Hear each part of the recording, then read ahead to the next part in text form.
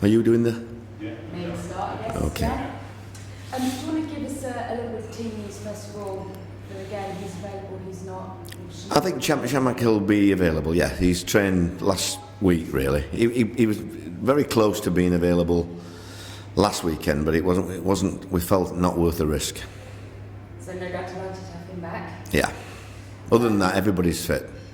And just reflections on last night. It wasn't perhaps the result you wanted, but performance-wise, when you changed the lane. Lovely, yeah. I thought he was just very happy about it. Yeah, he gave me a chance to look at everybody, and they all really played really well. Against a strong Newcastle team. I think that it showed that we've got quite a good squad. Really, at the backup, I was quite happy with a number of players last night. And in terms of looking forward to the Leicester game, how many of those have put their hands up? Do you think? Oh no, I mean there don't be many changes from Everton. I mean at Everton we were fantastic, so I don't envisage many changes. But it's nice to look at the squad, the second group of players, and knowing that what you can bring into the squad. And I think that was a pleasing thing last night. The way we played, we enjoyed it. We went forward whenever we could. We looked like we wanted to, go out and play football in the cup, and that's why I enjoyed it, because everybody seemed to want to do it. Just want to ask you about when the stadium announcement went up. I had a listen. Sorry, do you want to wait with this bloody thing? T, why don't we tell them before we do a press? We'll tell them, didn't we, before we do a press conference, what time we're doing it? Because it's ridiculous, isn't it?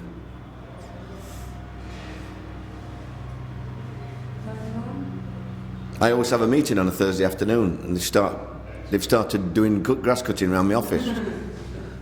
Most grounds were quite precious over their time, though. You've got a great to tell them to stop. Go on, it's not too bad. Are you ready? Sorry. Last night, I had a little listen from the clip when it was announced that Man City were going to be the opponents, and there was kind of like a big sigh around the stadium. Were you surprised that after the draw was made, obviously your game was still going on, that suddenly that was announced, and in terms of players take notice?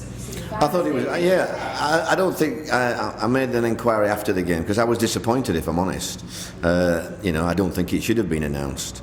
But at the moment I don't know why it was announced and who announced it. So, I'm sure there'll be some inquiries today. But I thought it was out of order, really. For both sets of fans, we just wanted to get on with the game, really. And did it affect your players at all, do you think? Yeah, I think that's why they threw the last goal in. So they didn't go to Man City away. You'd obviously also heard 1-0. Yeah, that's right. We heard the score. Coming back to that Everton game, you've obviously had a chance to really look at it. The most pleasing part for you? No, it was just I was told we didn't come from behind very often last year, and yet we've done so in 2 out of 3 games I've been here in, and character that showed through. And it wasn't just it was almost like when we equalised, the belief came to the team, and we were so much better from then on. And I think it was good to see sort of every aspect of the game, that playing as a team. It was a team performance, and that's what pleased me. And in terms of, I think a lot of the sort of stories that came out was surrounding Everton's, poor defending, Tim Howard in particular, with the first couple of goals. But you would have seen sort of much more in terms of people coming off the bench and making their mark as well. Yeah, I mean, opportunities, it was there, wasn't it? Yeah, I mean, we had more than our share. We missed 2 or 3, which TV companies didn't show, I'm afraid. Oh, thank you. So it was one of those things that I think you're always going to make a little bit more of the top team, which is Everton, and the conceding goals, etc. But I look at it. We played some really, really good football to create the chances to score the goals. So, it depends which camp you're in, really, how you look at the game. I was very, very pleased how we kept going and created chances, and we looked solid as well. On another day, I'd have probably complained about their penalty, but it wasn't worth it, really.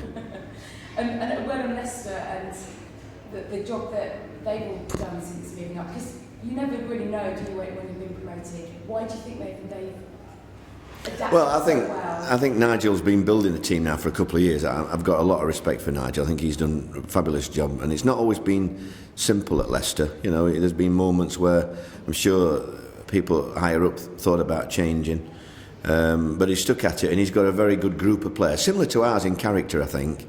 They're all together.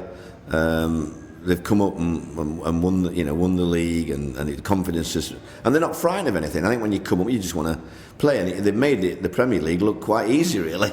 So I'm hoping they get a more difficult game on Saturday. In a way, when they missed out 2 years ago, do you think that almost helped them because they had another year to kind of strengthen the squad? Well, it was a cruel way of, from, I remember it ever so clearly, from one end of the pitch to the other. In 30 seconds, you're actually in the playoff final, and then 30 seconds later, you're not. That's as cruel as it gets, I suppose. But they regrouped, and I think that Nigel got to, like you say, add to the squad. And they never looked back, really. They've got some great characters. I've always liked Vardy before last weekend, and Nugent's an unsung hero. They spent well in the summer with the striker, Eula. And at the back, they've always had a steady side, and midfield creativity. They've got players, different types of players. The lad now, aren't they? They can be Ozzy. So it's a group. It's a good mix.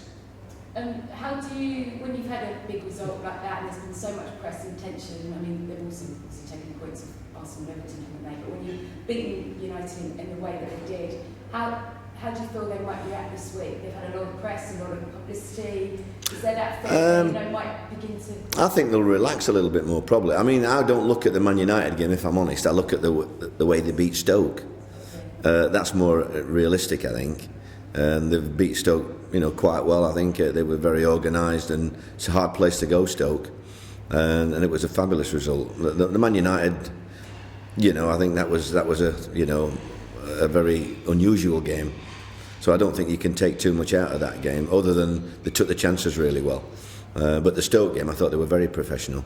And two globals for all our managers today. First one is about defending, and in the first 5 games of last season in the Premier League, 107 goals conceded, 143 so far this time. So is there more attacking flair or poor defences? What do you think that is? I think so. I can only talk about myself. I'm going to enjoy myself, and I want my team to try and score goals. So it's all right saying that, but there comes a time where you have to keep clean sheets as well. So it's getting the happy medium, really. But you do have periods like that in football, not just in the league. Every club you go to, you have periods where you can't keep a clean sheet or you can't score a goal. It's how you come out of that, really. And I like to think that the quality of strikers in the Premier League has never been higher, personally. I mean, I tipped Costa when I was on, doing my media work for BT and Talksport.